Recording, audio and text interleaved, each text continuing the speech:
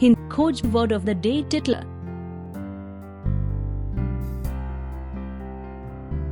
टिटल का हिंदी में मतलब डगमगाना होता है।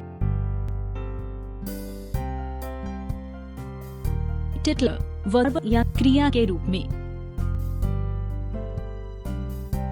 Synonyms of titter: dangle, stumble, flutter, lurch, relate. Antonyms of titter: stabilize, steady, strong. Example: British Prime Minister Theresa May survived confidence vote but Brexit deal is still tittering.